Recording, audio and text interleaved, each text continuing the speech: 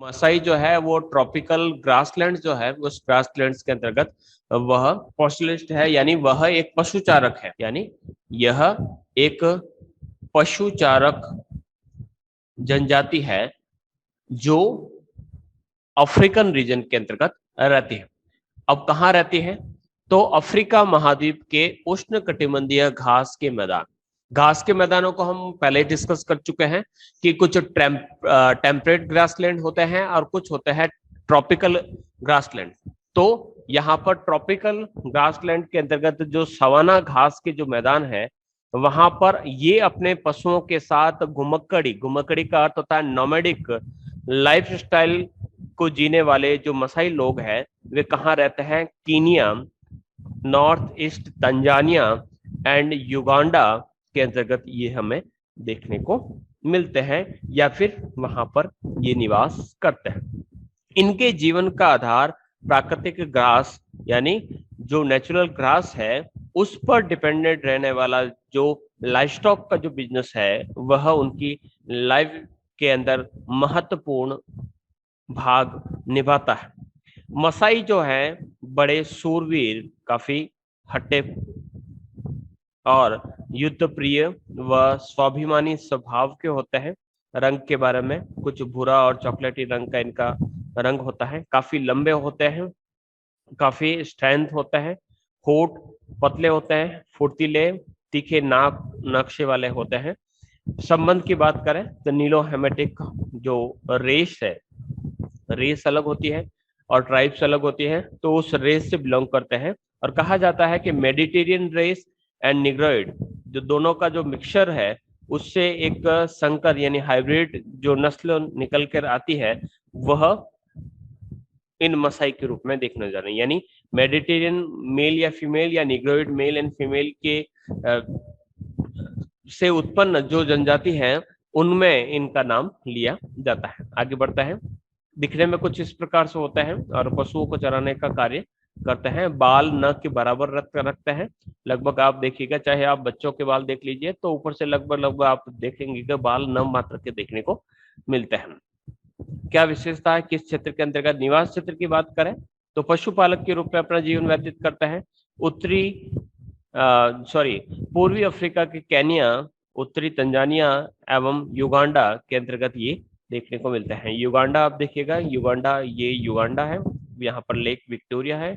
फिर ये Kenya, Kenya के बाद ये है तंजानिया, तंजानिया के बीच में ये जो है ये है मसाई लैंड।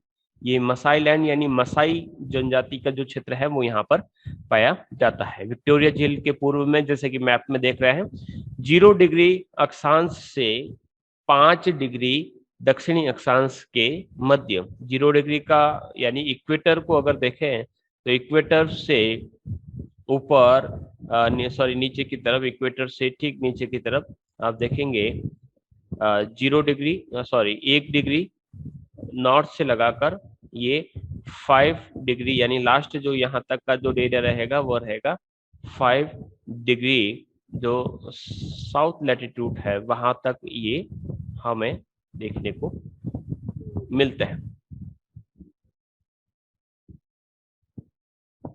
आगे बढ़ते हैं। पूरा का पूरा जो क्षेत्र है लगभग 1.8 मीटर 1.8 किलोमीटर तक ऊंचा देखने को मिलता है, यानी पहाड़ी क्षेत्र है। ये वह क्षेत्र है जहां पर मसाई रहता है। तो नैरोबी, ये केन्या की राजधानी नैरोबी है और यहाँ पर किलिमंजारो पहाड़ है। मोम्बासा, तंजानिया वगैरह क्षेत्र है। यहाँ पर आपका इंडियन ओशन आ जाएगा और यहाँ पर लेक विक्टोरिया का क्षेत्र है। अब अफ्रीका के अंदर देखिएगा, अफ्रीका का ये पार्ट जो है वहां पर ये मसाई लोग रहते हैं। मसाई की बात करें तो ये जनजाति पूर्वी अफ्रीका में, हमने कहा कि दक्षिणी कीनिया, तंजानिया, युगांडा की जो रिफ्ट वैली है, रिफ्ट वैली और रैम्प वैली आप जानते हैं, तो इस प्रकार से जो वैली वाला जो रीजन होता है उस रीजन के अंतर्गत ये निवास करने वाली जनजाति है। यानी इस वैलीज के जो आसपास के हिस्से होते हैं वहां पर ये निवास करते हैं, जो विक्टोरिया झील के पूर्व में है। 0 डिग्री अक्षांश से लगाकर 5 डिग्री दक्षिणी अक्षांश के बीच में इनका जो ओरिजिनल जो रीजन है वो देखने को मिलता है। लगभग एरिया की बात करें तो 38,000 किलोमीटर स्क्वायर वाला जो रीजन है वो मसाई के लिए सुरक्षित या मसाई मसाई लैंड के नाम से जाना जाता है। संख्या की बात करें तो 1.25 लाख इनकी संख्या है, और अलग अलग प्रकार की, जैसे कि यहाँ पे बताया कि कीनिया में संबरू लोग और तंजानिया के अर्ध पशु चालक अरुष और कॉफी और जोरोगोयो, ये कुछ ट्राइब्स है, ये सब मिलकर सारे के सारे मसाई के अंतर्गत माना जाता है।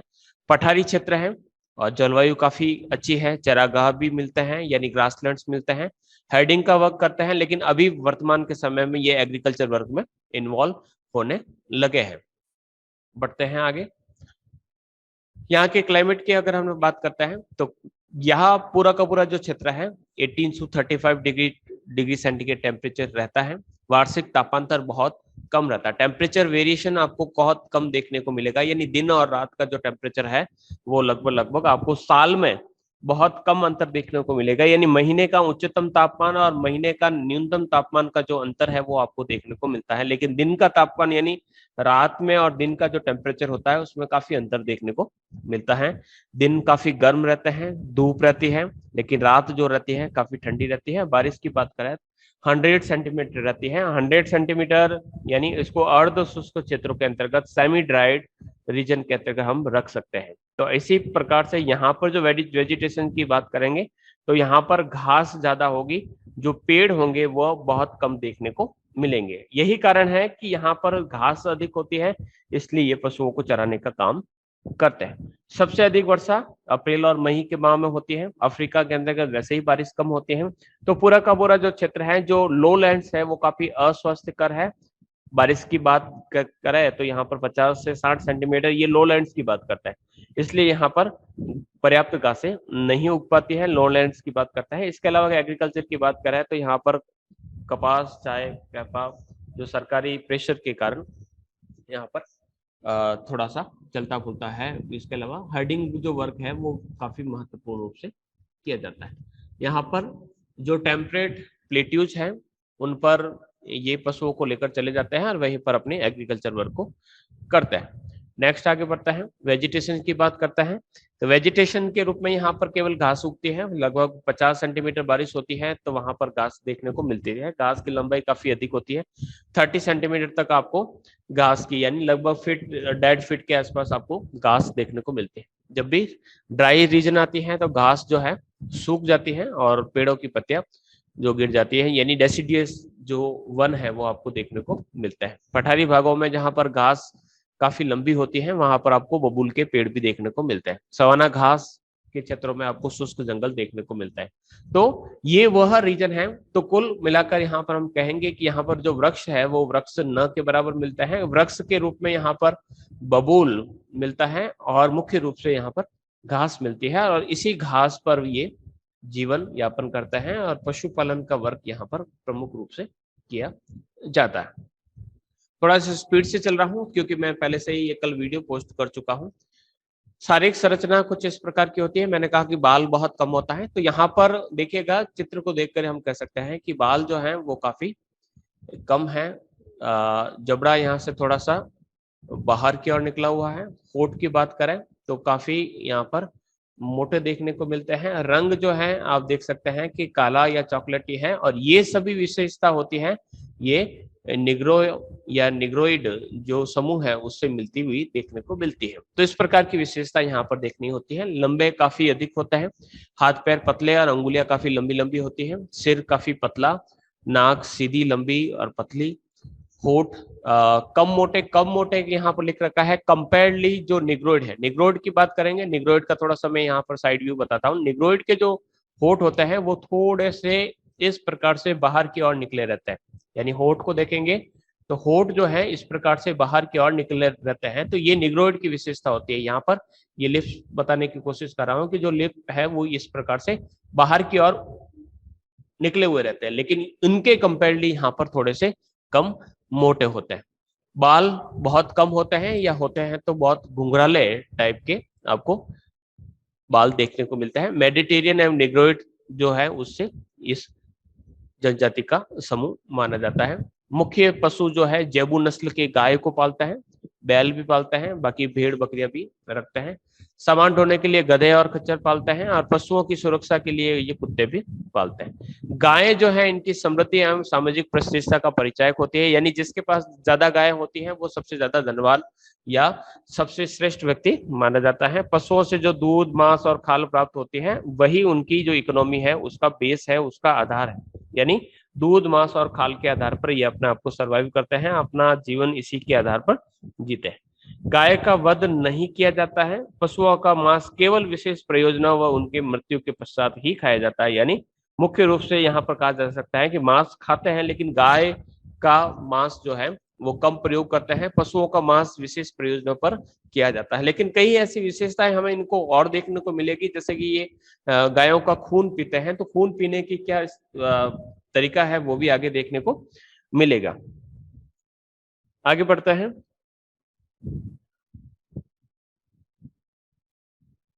नेक्स्ट क्या विशेषता है? नेक्स्ट विशेषता कुछ इस प्रकार से देखिएगा, ये जो चित्र है ये इनकी एक विशेषता देखिएगा, ये एक तुम्बी है।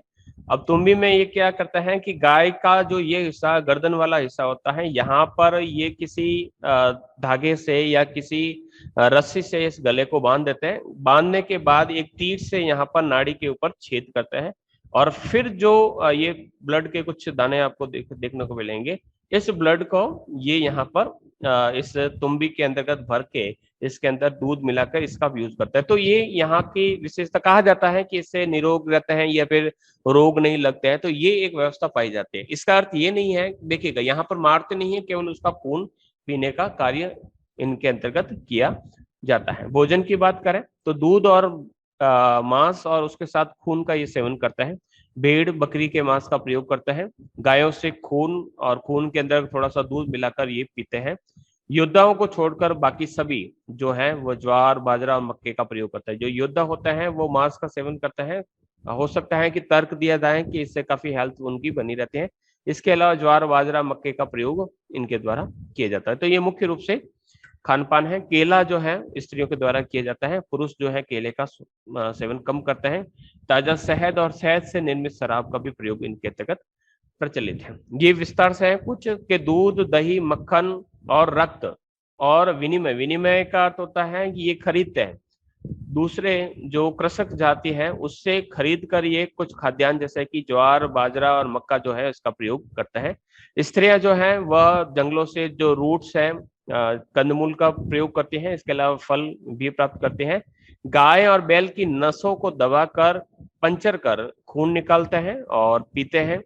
खून दूध के साथ मिलाकर या दही के रूप में उसका प्रयोग किया जाता है। और विशेष जो उत्सव होता है उसमें भेड़ बकरियों का मांस भी खाते हैं। शहद से बनी मदिरा का प्रयोग करते हैं।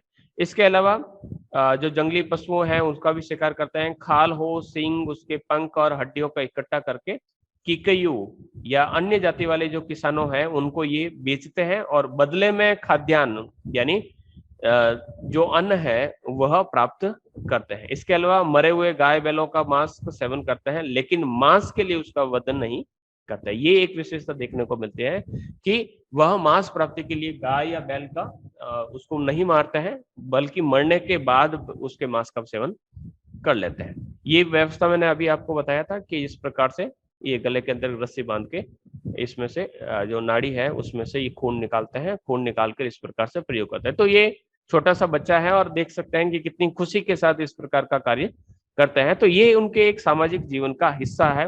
हो सकता है कि इससे वह अपने आप को हेल्दी रखने का प्रयास करते हैं। बाकी वस्त्र वगैरह देख सकते हैं, देखिएगा ये सर्दियों के समय का हो सकता है या फिर कह सकते हैं कि काफी ओढ़ा हुआ है। इसका ये दिखाता है कि यहाँ पर सर्दी भी रहती है। आभूषणों की बात करें तो यहाँ पर देखिएगा कान के अंतर्गत या फिर तो ये सिल्वर है, चांदी है, या फिर ये एल्यूमिनियम का बना हुआ कोई आभूषण है उसका प्रयोग ये करते हैं। बाकी स्त्रियों के अंतर्गत भी देखिएगा ये स्त्रियों का जो है, स्त्रियां भी जो है वह बाल जो है वो कम रखती है। आगे बढ़ते हैं। नेक्स्ट, काफी परंपरावादी होते हैं, सुधार विरोधी होते हैं, यानी अपने आप में चेंजेस लाने की कोशिश नहीं करते हैं। पशुओं की संख्या में काफी ज्यादा वृद्धि चाहते हैं। ये चाहते हैं कि क्योंकि ये वास्तविक रूप से इनकी संपत्ति, जिस प्रकार से हम पैसों बढ़ाने की कोशिश करते हैं वैसे ही ये इनकी संपत्ति यानी पशुओं को बढ़ाना पसंद करते हैं। नस्ल सुधार इन्हें गवारा नहीं, यानी नस्ल में सुधार करने की कोशिश नहीं करते हैं। नेचुरली जितने भी जो पशु जन्म लेते हैं उनको ये स्वीकार करते हैं। इनके पास पशुओं की संख्या तो अधिक होती है, लेकिन छोटी गायों से दूध कम प्राप्त होता है। ये गाय बिल्कुल बेचते नहीं है। शादी के अवसर पर पत्नी प्राप्ति के लिए गायों का विनिमय करता है। यानी अगर आप किसी को शादी करनी है तो शादी करने के लिए पत्नी को प्राप्त करना होगा, तो पत्नी का जो पिता यानी जो ससुर होगा, उस ससुर को उसे व्यक्ति को गाय भेंट देनी होगी, तभी उसका विवाह माना जा सकता है। या फिर इसके साथ दूसरी और विनिमय का अर्थ होता है बेचना, या विनिमय का अर्थ होता है वस्तु के बदले वस्तु प्राप्त करना। तो स्त्री प्राप्त करने के लिए उसको गाय देनी पड़ती है, या फिर जो स्त्री देने वाला जो व्यक्ति है अपनी बेटी के साथ साथ गाय का भी देने का कार्य करता है। कुछ हाइट्स के बारे में देख सकते हैं। ये कुछ महिलाएं हैं जो इसी जो जनजाति है उससे बिलोंग करते हैं। उससे आप अनुमान लगा सकते हैं कि लगभग कितनी इनकी हाइट होती है। पैरों के अंतर्गत देखिएगा विशेष प्रकार के इस प्रकार के जूते ये प्रयोग करते हैं। टांगे काफी लंबी है और हाथ भी काफी लंबे देखने को मिल सकते हैं। हाथों में सभी के हाथ में एक एक डंडी है, इसका मतलब ये इनका हथियार है, और इसी से ही आप समझ सकते हैं कि गाय वगैरह चराने का ये कार्य करता है। तो ये पारंपरिक वेशभूषा में आपको इस प्रकार से देखने को मिलते हैं। तो चमड़े के बने हुए हल्के वस्त्रों का प्रयोग करता है। स्त्री, योद्धा, नवयुवक जो होते हैं वह उत्सव के समय आभूषण पहनते हैं। स्त्रियां जो होती हैं वो बकरी की चमड़ी से बनी हुई ओढ़नी का प्रयोग करती हैं। इसके अलावा हाथ, पैरों और गले में लोहे के तार या कड़े पहनकर वो आभूषणों के रूप में प्रयोग करते हैं। मुख्य रूप में हमने देखा कि जो वस्त्र हैं वो चमड़े का सबसे ज्यादा प्रयोग किया जाता है। चमड़े में चर्बी यानी फैट और मक्खन लगाकर उसे पत्थर से चिकना और हल्का कर लेते हैं।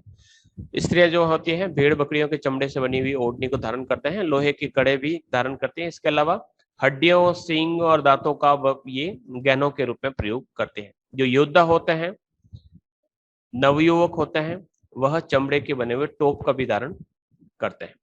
फिर बात करते हैं किस प्रकार की झोपड़ियां हैं। तो झोपड़ियां यहाँ पर देखिएगा, सबसे पहली बात तो ये अस्थायी बनाएंगे, क्योंकि ये हर्डिंग या ट्रांसह्यूमेंस का वर्क करते हैं, तो इसलिए एक ही स्थान पर टिक कर नहीं रहते हैं, एक स्थान से दूसरे स्थान पर जाते रहते हैं। तो इस प्रकार से लकड़ियों को आपस में जोड़कर उसके ऊपर घास फूस लगाकर अपने मकान बनाते हैं। मकान बनाने का काम कौन कर रही है, तो सामने दिख रही है जो स्त्रियां हैं वो इस प्रकार का कार्य करते हैं, क्योंकि जो पुरुष हैं वो पशुओं को चराने के लिए निकल जाते हैं। तो झोपड़ी की बात करें, बनाने का कार्य महिलाओं के द्वारा किया जाता है।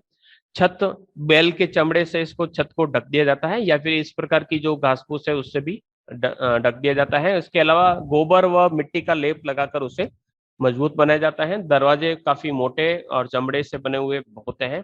झोपड़ी को काफी अंधकार में, यानी बिल्कुल भी उसके अंदर खिड़की नहीं रखते हैं। वायु और जो प्रकाश है उसके लिए कुछ छेद यहाँ पर बना दिए जाते हैं। इसके अलावा सोने के लिए मचान नुमा, यानी थोड़ा सा यहाँ पर ऊपर की तरफ, जैसे कि ये जो स्थान है तो फर्श पर नहीं, थोड़ा सा ऊपर की तरफ ऐसा सा एक स्ट्रक्चर बना देते हैं और उस पर ये सोने का काम करता है, यानी वहां पर सोता है। इसके अलावा उस पर पशुओं की खाल को बिछाकर बिस्तर के रूप में प्रयोग करते हैं।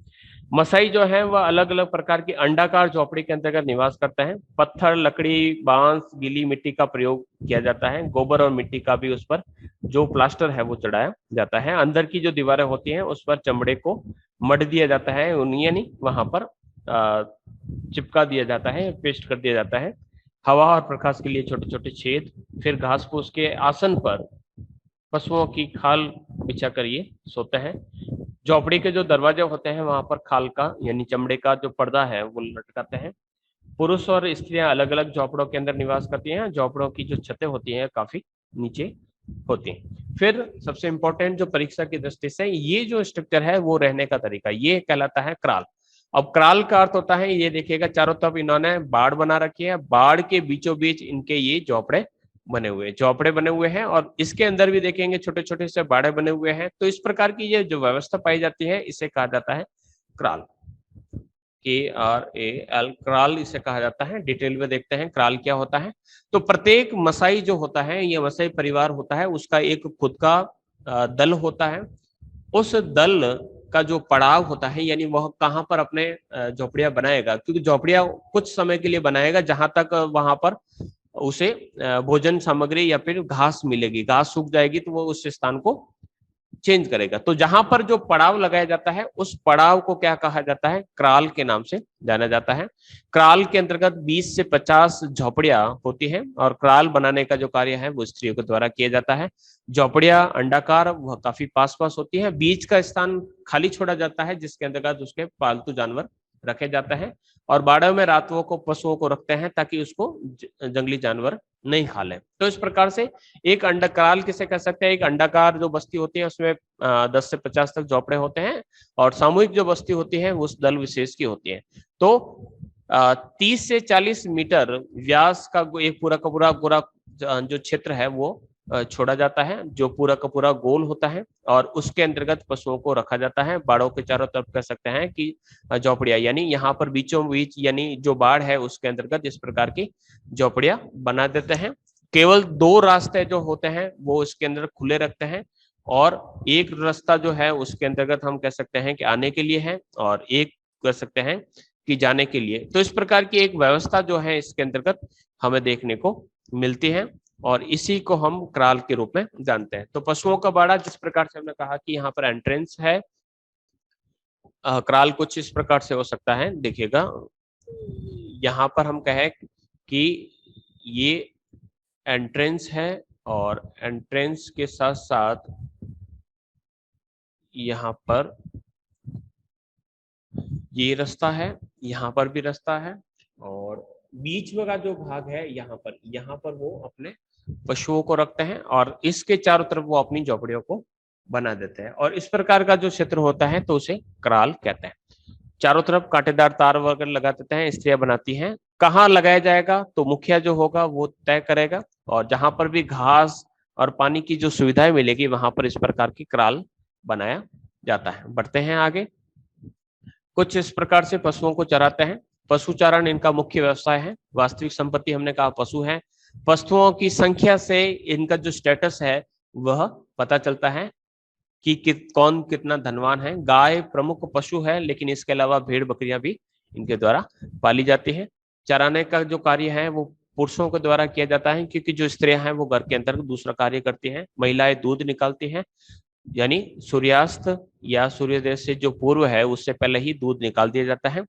किस बर्तन में, तो लौकी की जो तुम्बी होती है, लौकी जो जिसे हम आल कहते हैं, तो इसका जो पात्र होता है उसका ये तुम्बी का जो प्रयोग है वो बर्तन के रूप में करते हैं। पहले इसको गौमूत्र से धोया जाता है, धोने के बाद ये इसको दूध निकालने के लिए काम करता है। अपने पालतू पशु की ये कभी हत्या नहीं करते हैं लेकिन मरने के बाद उसके मांस का सेवन जरूर कर जाते हैं। कच्चे दूध का प्रयोग करते हैं और उसके अंतर्गत रक्त मिलाकर यानी खून मिलाकर भी उसका प्रयोग करते हैं। जो रोगी व्यक्ति होते हैं उनको उबालकर दूध पिलाया जाता है। मक्खन बनाना जानते हैं और कुछ और विशेषताएं जो हैं यहाँ पर देख सकते हैं, तो यहाँ पर डिटेल में दे रखी है। तो हमने कहा कि लौकी की तुम्बियों का प्रयोग करते हैं, भाले बर्छे तलवार रखते हैं, सींग हड्डी का भी प्रयोग करते हैं। वास्तविक संपत्ति पशु है। इसी की संख्या के आधार पर इनका आकलन होता है। गायों से काफी अधिक प्रेम होता है। गायों के विशिष्ट नाम हम भी रखते हैं और ये भी रखते हैं। चराई का कार्य पशु करते हैं। गायों से दूध निकालने का कार्य स्त्रियां करती हैं। सूर्यास्त से पूर्व और सूर्योदय से पूर्व ये दूध निकालने का कार्य करते हैं। दूध को सूखी लौकी की तुम्बी के अंदर रखा जाता है। गौमूत्र का प्रयोग करके बर्तनों को पवित्र किया जाता है। पालतू पशु की कभी हत्या नहीं करते हैं। मरने के बाद उसका मांस खा सकते हैं।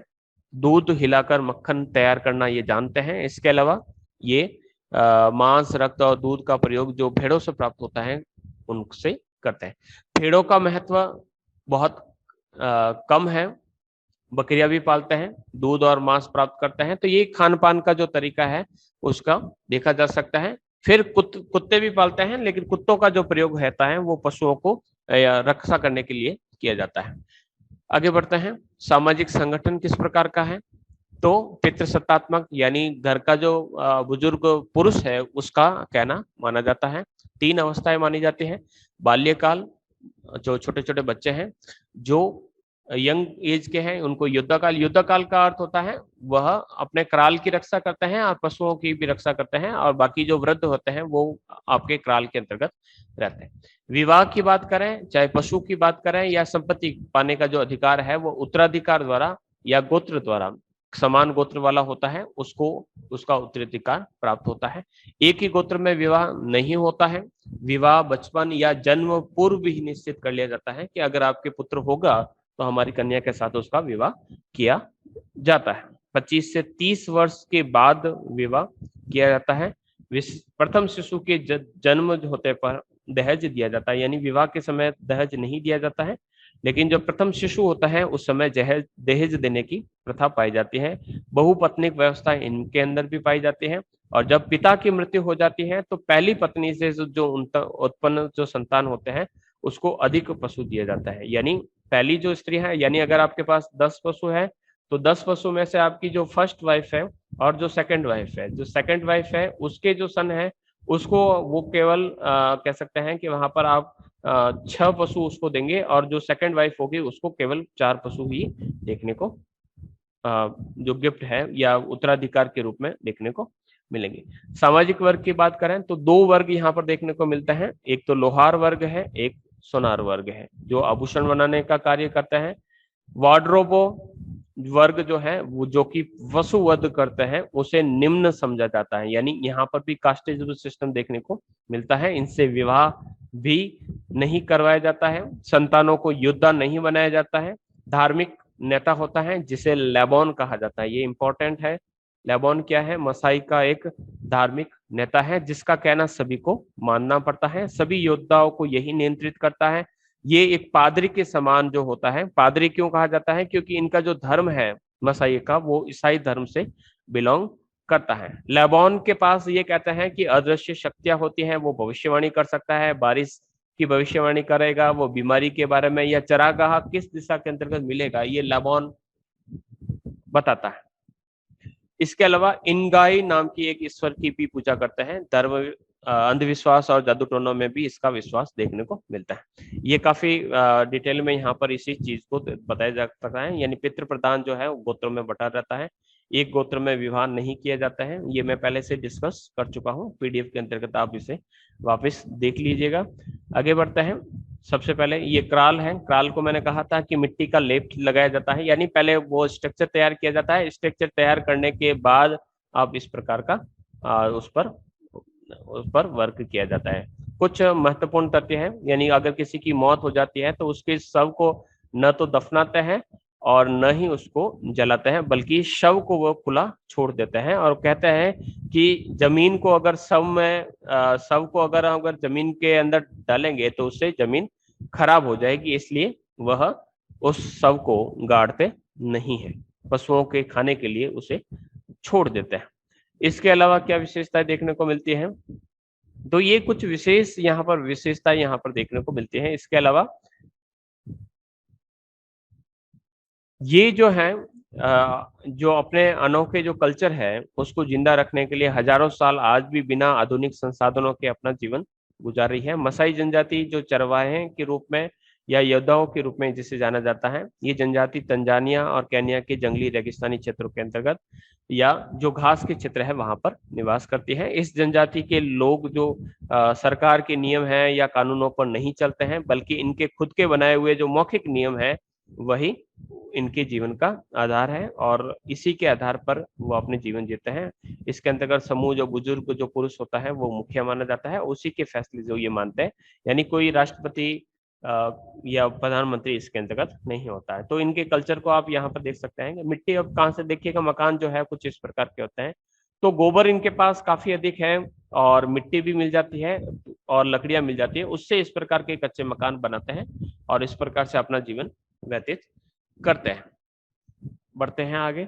मसाई के जीवन में गुमंतु की तरफ जीवन जीते हैं। इनके जानवरों को चढ़ने के लिए नई जगह मिल सके और जिंदगी में जानवरों की भूमिका काफी महत्वपूर्ण होती है। आदिवासियों के खानों का जरिया यही है और इनकी जो संपत्ति होती है वो डिपेंड करते हैं कि इनके पास जानवर कितने हैं और बच्चे कितने हैं। बच्चे और जानवर अगर इनके पास ज्यादा है तो उसको काफी ज्यादा संपन्न माना जाता है। नशा कम करने के लिए ये कहते हैं कि खून पीते हैं, तो खून कम किस प्रकार से किया जाता है, तो इम्यून सिस्टम जो है वह जानवरों का काफी मजबूत होता है, इसलिए ये उसके खून का प्रयोग होता है। तो खून पीने के दो तरीके, पहले तरीके में जानवरों की गर्दन पर तीर से छेद करते हैं, फिर खून इकट्ठा किया जाता है। दूसरे के अंतर्गत जानवरों की जो गर्दन है उसको काटकर सीधे ही मुंह लगाकर वह खून पी लेते हैं। तो काफी बर्बर तरीके से या निकृष्ट तरीके का ये जीवन व्यतीत करते हैं। ये काफी मैं डिस्कस कर चुका हूँ। लेबोन क्या होता है, तो इनका एक धार्मिक नेता होता है, इसे लेबोन कहा जाता है। इंगाई नाम की ईश्वर की ये पूजा करता है। लेबोन की भविष्यवाणी पर विश्वास करता है। विवाह के समय लड़की वालों को पशुओं को दहेज के रूप में देना पड़ता है। बहुपत्निक व्यवस्था पाई जाती है। और प्रौढ़ जो व्यक्ति होता है बारी बारी से कुछ समय तक उपरांत शादी करता रहता है। इस प्रकार से कई पत्नियां आती रहती हैं। प्रथम पत्नी की तुलना में दूसरी पत्नी के जो लड़के होते हैं उसको कम पशु मिलते हैं, यानी उसको कम संपत्ति प्राप्त होती है। पिता जब मर जाता है तो जो प्रत्येक पत्नी के जो लड़के होते हैं अपनी माता को मिले पशुओं को आपस में बांट देते हैं। ये व्यवस्थाएं पाई जाती हैं। इसके अलावा लोहार सुनार ये हम डिस्कस कर चुके हैं। पशुओं को मारने वाली जो वॉन्ड्रोबो जो है वो काफी निकृष्ट यानी अपने से कमजोर समझे जाता है। रक्त को उनके अशुद्ध माना जाता है, निम्न स्थिति माना जाता है, और इनके साथ ये वैवाहिक संबंध भी स्थापित नहीं करता है। इसके अलावा ये एक आत्मनिष्ठ समाज है, लेकिन कीनिया और तंजानिया की जो सरकार है वो अभी इनको रिजर्व रीजन के अंतर्गत रख रही है, चरागाहों का विकास कर रही है, इनके लिए हॉस्पिटल की सुविधाएं विकसित कर रही है। इसके अलावा जो माइनिंग वर्क है उसमें भी ये इन्वॉल्व रह रहे हैं। तो इस प्रकार से जो सरकारें हैं इनके अंतर्गत चेंजेस लाने की कोशिश कर रहे हैं, यानी इनकी जो लाइफस्टाइल है उसमें बदलाव लाने की कोशिश कर रहे हैं। आगे बढ़ते हैं और लास्ट निष्कर्ष के तौर पर कह सकते हैं कि ये एक आत्मनिष्ठ यानी सेल्फ डिपेंडेंट एक ट्राइब है, जो किसी प्रकार का जो एक्सटर्नल चेंजेस है वह अपने अंदर लाना नहीं चाहती है। स्त्रियों को इनके अंतर्गत काफी हीन समझा जाता है। यही कारण है कि उन्हें बेच दिया जाता है, इनके सिर पर बाल नहीं रहने दिया जाता है, और जो इनके अंतर्गत बहुपत्नी की व्यवस्था पाई जाती है उसके आधार पर कहा जा सकता है कि स्त्रियों की स्थिति इस ट्राइब के अंतर्गत काफी अच्छी नहीं है।